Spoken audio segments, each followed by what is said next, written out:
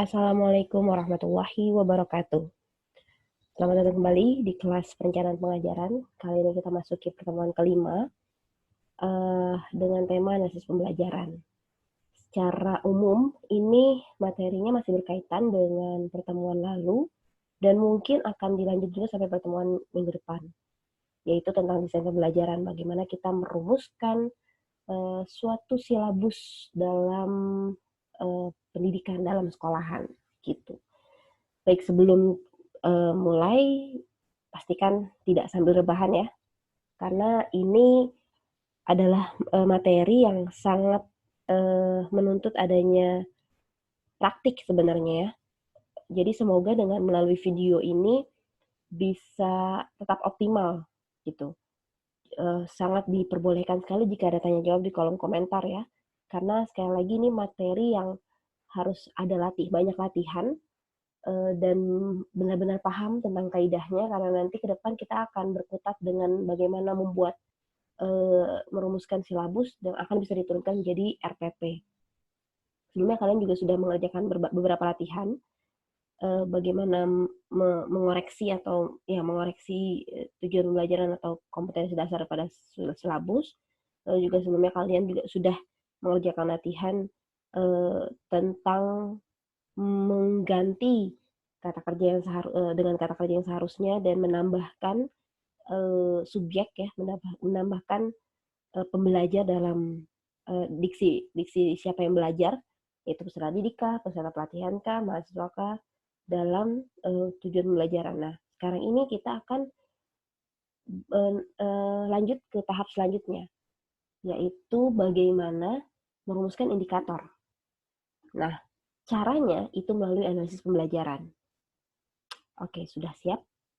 Harus siap ya. Mari kita next slide. Sebelumnya ini diingatkan kembali bahwa dalam materi 2 pertemuan ini, goals-nya adalah kalian diharapkan mampu menyusun silabus sesuai dengan kaidah penyusunan silabus. Jadi memang nanti harapannya kalian dapat menyusunnya gitu. Nah, seperti kita ketahui bahwa memang adanya silabus itu sudah disiapkan. Gitu. Memang silabus itu sudah ada di sekolah. Nanti ketika kalian PKM, itu PR-nya atau tugasnya bukan kemudian bikin silabus. Tapi, tugasnya itu kalian bukan bikin silabus, tapi akan membuat RPP. Tapi, dalam membuat RPP, RPP itu kan sangat berkaitan erat dengan silabus. Kalau kalian tidak mengetahui esensi silabus, apa sih yang dimaksud dengan kompetensi dasar, nyusunnya bagaimana, indikator kok tiba-tiba ada begitu, media kok ujuk-ujuk medianya ini, metodenya itu. Kalau kalian tidak memahami ini dan tidak mengetahui esensinya, maka sangat dikhawatirkan RPP-nya juga akan asal-asalan gitu. Jadi kenapa ada materi penyusunan ini, untuk lebih memahamkan kita semua, kalian khususnya, terkait apa sih istilah-istilah yang ada di dalamnya dan kenapa sih kok tiba-tiba ada tujuan ini gitu, nggak ujuk-ujuk datang, ternyata ada prosesnya. Jadi sekali lagi materi ini benar-benar harus disimak karena ini butuh praktik juga, butuh banyak latihan dan butuh pemahaman sebelumnya gitu ya tentang bagaimana menyusun silabus. Oke, sebelumnya kalian sudah pernah melihat slide ini pasti ya, bagaimana di mana sih kedudukan tujuan atau kompetensi dasar dan indikator. Kalau sesuai gambar kan bahwa kompetensi dasar itu adalah tujuan besar yang hendak kita capai dalam pembelajaran. Dan untuk mencapainya nggak mungkin langsung bisa. Butuh anak tangga yang kemudian disebut sebagai indikator. Jadi indikator adalah cara untuk bisa mencapai si tujuan besar ini. Nah, dalam menyusun caranya, dalam menyusun indikator ternyata juga ada caranya. Kita lihat di sini tangga ya, ada susunannya. Nah, dalam meletakkan susunannya ini ternyata ada caranya. Caranya melalui analisis pembelajaran. Gitu. Saya akan sangat pelan-pelan sekali menjelaskan. Ketika ada yang ingin ditanyakan, silahkan ditanyakan di kolom komentar. Oke? Saya lanjut. Jadi, makna dari analisis pembelajaran adalah proses menjabarkan tujuan pembelajaran umum atau kompetensi dasar menjadi subkompetensi atau kompetensi khusus atau indikator yang tersusun secara logis dan sistematik. Sekali lagi, ini tentang istilah ya. Banyak kata atau di sini agar kalian tidak bingung sekali lagi bahwa beberapa zaman, beberapa ganti kurikulum, ganti istilah gitu. Tapi esensinya sama, yaitu tentang indikator sebenarnya, tentang sesuatu untuk mencapai tujuan umumnya, tentang sesuatu untuk mencapai kompetensi dasar. Sekali lagi, saya harapkan kalian tidak bingung ya. Ke depan kita akan terbiasa menggunakan indikator. Tapi tanpa menyampingkan istilah kompetensi khusus dan subkompetensi gitu ya. Sama ini maknanya. Nah, yang saya bold di sini adalah tersusun. Jadi analis pembelajaran adalah menjabarkan si tujuan umum ini, si kompetensi dasar ini menjadi indikator yang tersusun secara logis. Jadi nggak asal-asalan. Untuk bisa nyampe ke tangga C, kita butuh tangga B dulu. Untuk sampai ke tangga F, kita butuh tangga D dan E dulu. Susunannya itu. Jadi ini tentang susunannya juga, tersusun secara logis dan sistematik. Nah, kompetensi itu apa?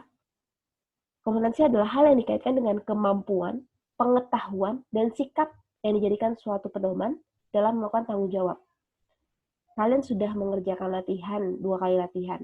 Pasti kan sering mendengar kalimat memahami, dapat menjelaskan, dapat mempraktikkan, dapat mensimulasikan. Kata kerja tadi, mensimulasikan, memahami, dan sebagainya, itu kan kata kerja objektif, kata kerja yang dapat dilihat. Itu kan bentuk kata kerjanya, sifatnya kata kerja. Tapi secara secara memahami, menjelaskan, mengidentifikasi adalah itu menunjukkan sebuah kompetensi, gitu. Sebuah kemampuan si siswa ini, si peserta didik ini bisa menjelaskan loh nantinya kalau dapat materi A. Nah, bisa menjelaskannya inilah kompetensi yang dimaksud gitu. Oke? Nah, menggambarkan susunan subkompetensi atau indikator ya, dari yang paling awal hingga paling akhir. Penekanannya, diingat baik-baik bahwa terkait analisis pembelajaran, kita akan belajar bagaimana menjabarkan indikator dari paling awal hingga paling akhir. Tersusun pokoknya. Gitu ya. Ini tentang analisis pembelajaran. Lalu, peserta didik akan mencapai tujuan umum atau kompetensi dasar melalui tahap pencapaian serangkaian indikator. Gitu. Lagi-lagi ini diulang ya, informasinya berulang tapi ini agar kalian bisa terinternalisasi bahwa analisis pembelajaran itu tentang bagaimana menjabarkan yang tersusun untuk mencapai kompetensi dasar atau indikator. Maka dicapainya melalui tahap pencapaian serangkaian indikator gitu. Sekali lagi nggak bisa langsung ke tangga F kalau tidak melalui A, B, C, D, E. Berurutan, serangkaian, dan sistematik. Gitu. Nah, dalam keterkaitan itu, dalam menyusun indikator, dalam melakukan analisis pembelajaran, membuat susunan-susunan indikatornya itu, ada istilah keterkaitan. Jadi kan nanti indikator yang akan kita susun kan saling terkait kan. Nah, keterkaitannya itu ada bentuk-bentuknya, ada hierarkis. Nah, hierarkis begini. Berjenjang dan menuntut adanya prasyarat. Gak bisa langsung ketiga tanpa melalui 2. Kalau kita analogikan di mata kuliah pendidikan yang pernah kalian dapatkan, misalnya, kita nggak bisa langsung mengikuti mata kuliah perencanaan pengajaran tanpa melalui mata kuliah pendidikan seperti landasan profesi, teori pembelajaran, apalagi mata kuliah sebelumnya lah. Nanti kalian di tingkat selanjutnya, di tingkat 3 ya, kalau tidak salah kalian tingkat 2 nih. Nanti di tingkat selanjutnya ada mata kuliah strategi belajar mengajar. Nah, kalian nggak bisa mengikuti mata kuliah strategi belajar mengajar kalau belum lulus di mata kuliah perencanaan pengajar. Itu bentuknya hierarkis jadinya. Jika tidak lulus di 2, maka tidak bisa ketiga. Gitu. Ya, ingat ya, keterkaitan nih. Yang keterkaitan yang kedua itu prosedural. Prosedural maksudnya keterkaitan yang sifatnya berurutan, namun untuk mempelajarinya dapat dilakukan secara bebas atau sembarangan. Oke, saya ingin contoh hierarkis lagi. Kalau misalnya kita contohkan di materi ya, materi pelajaran. Misal kita belajar tentang operasi komputer. Kita nggak akan bisa mengakses Microsoft Word, nih nomor 2 misalnya ya, mengakses Microsoft Word kalau kita belum menyalakan komputernya. Nyambung nggak kira-kira? Kita tidak bisa melakukan operasi cetak kertas, ngeprint gitu, kalau belum membuka Microsoft Word. Gitu. Ya, hierarkis tuh. Jadi harus diurutkannya harus seperti ini. Kalau sifatnya seperti itu ya, kalau sifatnya jika maka ya, kalau sifatnya saling berkaitan dan nggak bisa ke next level kalau kita belum selesai level sebelumnya, maka sifatnya hierarkis. Nah, kalau prosedural beda lagi.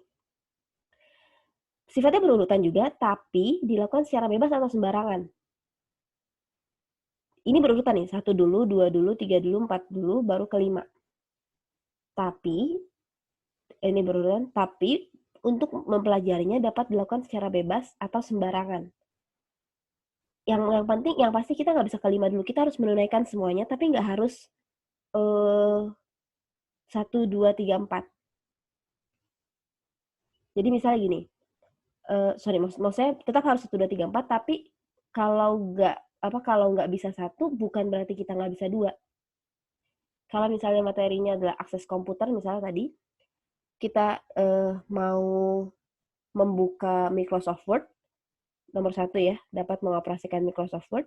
Nomor 2, dapat mengoperasikan Microsoft Excel.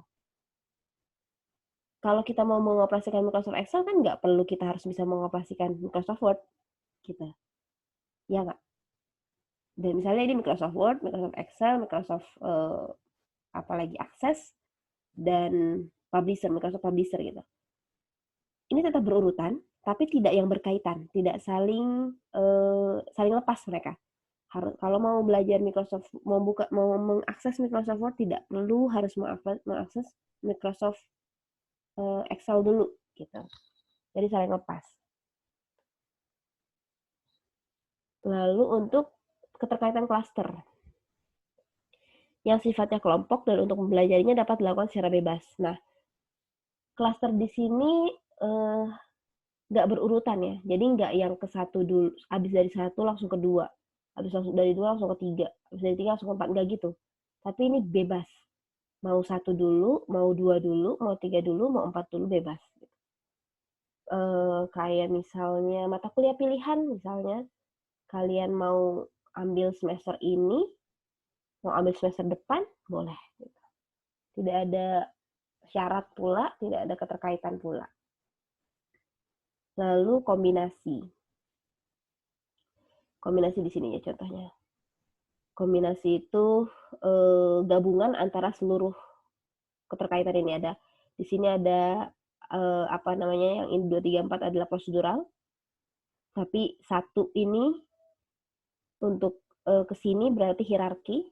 1, 2, 3, 4, 5 itu hierarki. Nggak bisa kita langsung ke 5 kalau belum melalui 2, 3, 4. Nah, 2, 3, 4 itu kombinasi menggabungkan semua keterkaitan hierarkis, prosedural, dan cluster. Dalam contoh ini tidak ada tidak ada ini ya, cluster. Hanya ada hierarki dan prosedural. Gitu. Oke, nanti untuk lebih jelasnya akan ada contoh selanjutnya. Kita ke next slide dulu.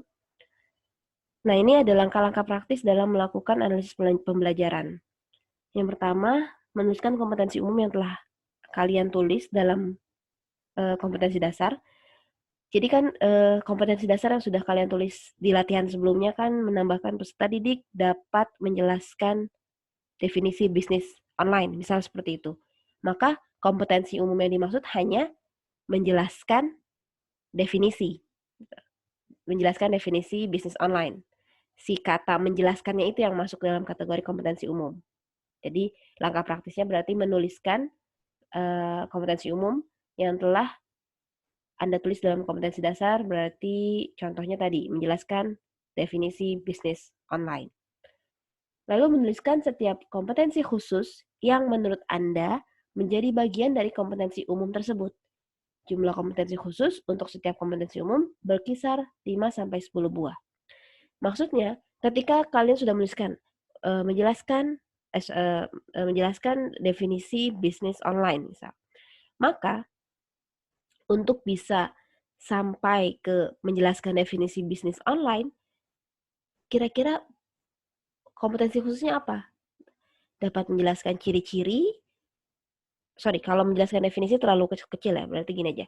Kompetensi umumnya menjelaskan bisnis online, seumum itu ya. Maka kompetensi khususnya berarti apa? Dapat menjelaskan definisi, menjelaskan ciri-ciri, menjelaskan kelebihan dan kekurangan, gitu. Kebayang nggak? Jadi kompetensi-kompetensi kecil-kecilnya adalah kompetensi yang harus dipenuhi untuk bisa mencapai kompetensi umum tadi, apa? Menjelaskan bisnis online, gitu. Nah, setelah menuliskan kompetensi khusus tadi, menyusunnya ke dalam suatu daftar urutan yang logis.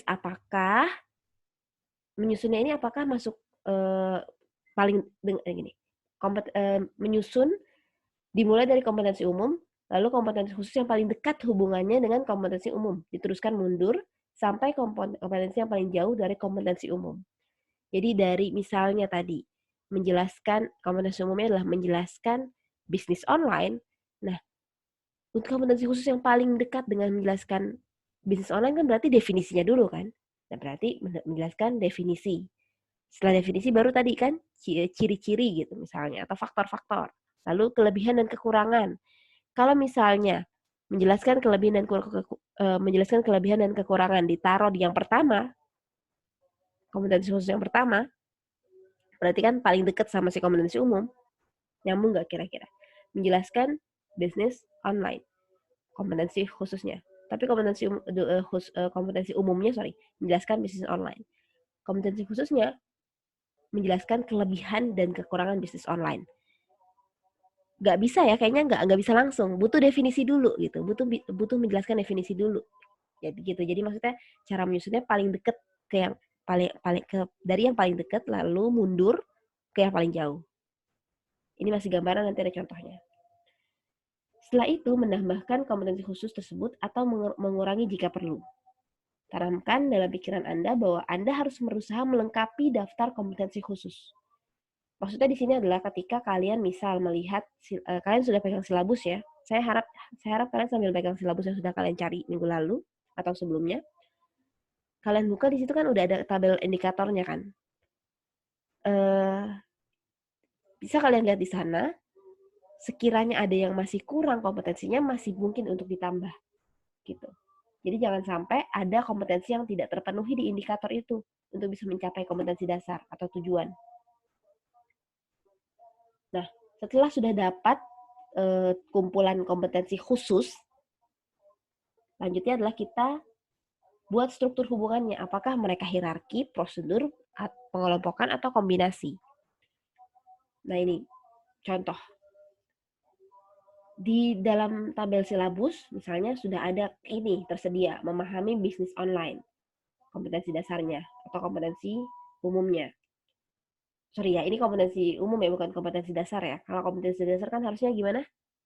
Iya, harusnya peserta didik dapat, dan ini masih mentah ya, saya ambil dari silabus. Harusnya kan kalau sudah diperbaiki ini harusnya bukan memahami ya, tapi iya menjelaskan atau mendefinisikan gitu. Yang sekelompoknya satu.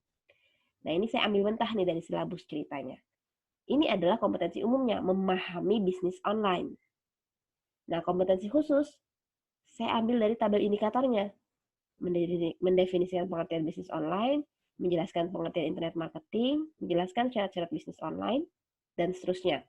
Nah, ini masih saya ambil mentah ya. Jadi belum saya otak-atik nih, sesuai prosedural yang slide sebelumnya tadi. Selanjutnya, ini silabusnya saya berikan identitas. Jadi untuk ini saya ingin menggambarkan dulu apa yang dimaksud dengan kompetensi umum dan apa yang dimaksud dengan kompetensi khusus ya. Oke, saya next slide. Ini masih sama seperti yang tadi. Nah, ini adalah hasil setelah saya atak-atik dengan menggunakan analisis pembelajaran. Kalau kalian bisa perhatikan perbedaannya. Di awal ada mendefinisikan pengertian bisnis. Oke, saya bilang dulu sini. goals utama kita ini ya, memahami bisnis online. Nah, lalu kita susun dari yang paling dekat tadi ya, tahapannya paling dekat dengan memahami bisnis online. Karena ini cara bacanya dari bawah, jadi bagaimana menggapai ke sini itu dimulai dari bawah, dan yang paling bawah ini adalah yang paling dekat dengan si memahami bisnis.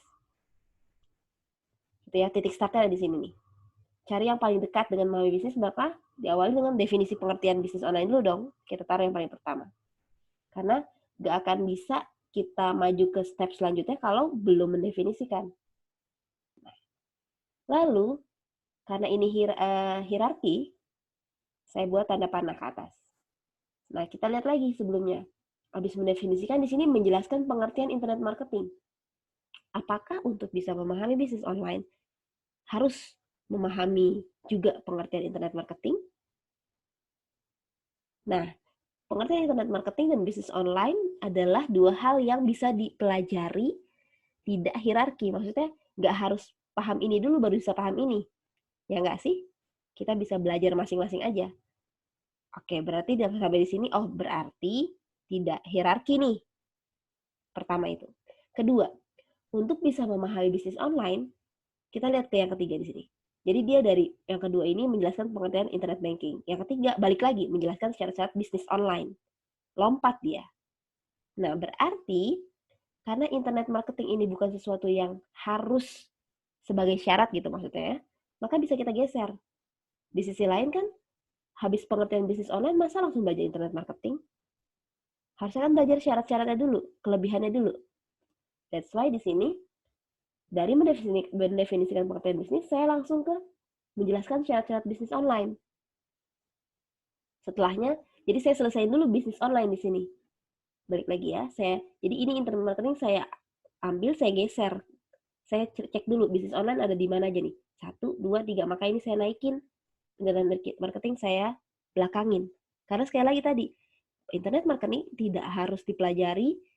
Maksud saya untuk bisa memahami bisnis online, bisa paralel dengan internet marketing, bukan materi prasyarat gitu. Karena ini adalah dua hal yang saling lepas. Jadi saya kumpulkan dulu bisnis online ya. Saya kumpulkan di sini. Nah, kenapa bentuknya prosedur? Karena tadi, mereka tetap harus berurutan, tetap kita harus tahu syarat bisnis online dulu, baru kelebihan kekurangan, baru perbedaan dan kesamaan, tapi saling lepas. Untuk bisa belajar syarat bisnis, untuk bisa memahami kelebihan kekurangan tidak perlu harus paham dulu syarat bisnis. Jadi saling lepas, walaupun harus tetap saling berurutan. Jadi hierarkinya di sini, kita harus peserta didik kita mendefinisikan pengertian bisnis, dapat mendefinisikan, lalu naik ke sini, dia jelaskan dulu ini, baru setelah itu ke menjelaskan pengertian internet marketing. Baru deh setelahnya memahami bisnis online. Nah, dari analisis ini, terjadilah perubahan susunan indikator. Nah, ini ya, tadi kan mentahnya yang saya ambil dari silabus kan memahami. Saya ganti dengan menjelaskan. Boleh, Bu? Boleh. Karena tadi, memahami bukan merupakan kata kerja yang dapat dilihat, dan bisa diganti dengan yang satu keluarga, C1 sesama C1. Saya ganti dengan menjelaskan. Lalu, tadi menjelaskan pengertian kan di poin kedua. Saya ubah jadi poin kelima, sesuai dengan hasil analisis ini. Jadi, dengan adanya analisis pembelajaran, kita dapat mengetahui urutan indikator. Walaupun nantinya ketika ditulis nggak kelihatan ini klaster apa, struktural sih. Ya, struktural atau hierarki, atau prosedural, atau kelompok. Tidak terlihat kan ya kalau sudah ditulis begini. Memang nggak masalah, kita hanya butuh susunannya saja. Dan itu fatal kalau tidak dilakukan analisis pembelajaran, fatal jadinya kan, jadi kayak tadi. Yang ini saya. Nah, ini fatal. Emang kenapa kalau misalnya nggak kita begini aja?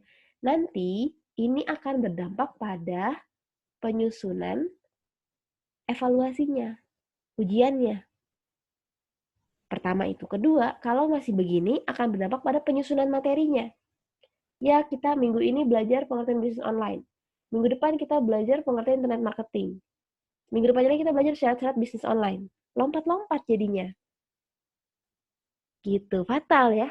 Sekali lagi fatal kalau tidak disusun sesuai dengan analisis pembelajaran. Gitu, makanya diperlukan ini agar bisa, tadi kan apa ciri-ciri indikator adalah struktur dan logis, serta dari yang paling awal, dari yang paling dekat dengan tujuan yang paling yang ingin capai ke yang paling akhir, gitu. Ini implementasinya kenapa? Karena nanti akan berdampak pada tahapan selanjutnya. Oke, untuk semakin memahaminya, kita latihan lagi. Silahkan kalian pilih 2 kompetensi dasar dari yang sudah dikerjakan sebelumnya. Sebelumnya saya minta kan cari minimal 7. Nah, ambil 2 dari situ, lalu lakukan analisis pembelajaran dengan membuat peta kompetensi, dengan mengikuti langkah-langkah yang sudah diuraikan sebelumnya. Jadi ada 2 peta kompetensi nanti. Karena ada 2 KD kan. Dalam membuat analisis pembelajaran, ini note-nya, digunakan indikator yang sudah tersedia di silabus Anda. Kan pasti sudah ada ya. Sangat diperbolehkan untuk ditambah. Lagi-lagi tadi, jangan langsung menerima bahwa silabus yang sudah ada itu sudah oke nih. Ternyata kan kalau yang tadi kita bedah, ternyata masih fatal. Nah, sangat diperbolehkan kalau misalnya ditambah. Misalnya ada kompetensi yang harusnya dimiliki nih, silahkan tambah. Gitu. Nanti kalau sudah, kita akan mengetahui. Jadi formatnya seperti tadi cara pengerjaannya ya. Kalian tuliskan dulu ininya, silabus awal, potongan potongan kompetensi dasar awal beserta indikatornya, lalu buat kompetensi dasarnya, lalu setelah buat kompetensi dasar, bikin lagi sesuai yang sudah dibuat kompetensi dasar, biar kelihatan perbedaannya. Ini saya tulis di sini karena untuk membandingkan saja, tapi nanti ketika kalian mengerjakan ini nggak usah. Jadi awali dengan kompetensi dasar dan indikator. Awali dengan kompetensi umum dan kompetensi khusus. Kita belum bicara indikator ya, karena di sini indikator, karena ketika bicara indikator nanti ada formatnya lagi. Tuliskan dulu kompetensi umum dan kompetensi khususnya dari silabus, lalu dibuat peta kompetensinya, lalu tuliskan kembali hasil dari analisis kompetensi tadi. Gitu. Dan kalau bisa di-highlight jika ada perbedaan ya. Seperti itu. Silahkan kerjakan latihannya. Untuk ketentuan bisa dicek, ketentuan pengerjaan bisa dicek di Sibering. Kita sampai di sini dulu untuk pembahasan analisis pembelajaran. Kita akan lanjutkan pada materi selanjutnya tentang indikator. Assalamualaikum warahmatullahi wabarakatuh.